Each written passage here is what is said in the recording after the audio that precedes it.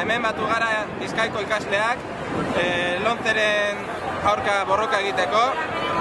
Bai, Estatu Espainiarrak Estatu barruan eta PNVk hemen egiten ari diren murrizketa eta erreformak hainbat ikasle eta irakasle bota dituzte kalera.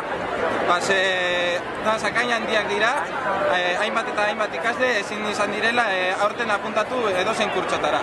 Eta hori, hemen gaude, tasa horren kontraerreforma frankista horren aurka borroka egiten. Hasi ginen atzo, totalean 3 egun, atzo, gaur eta bihar.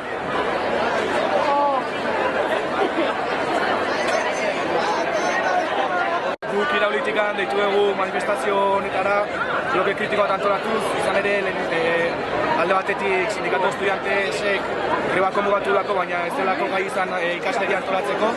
Ez da ikastetxe askotara jun, kampusan ez ditugu jaia ikusi eta horretikan, baina greba egiteko arrazoak ikustu ditugu orduan deitu dugu manifestazioa batzea, baina bloke kritiko batean sindikatu estudiantesekiko.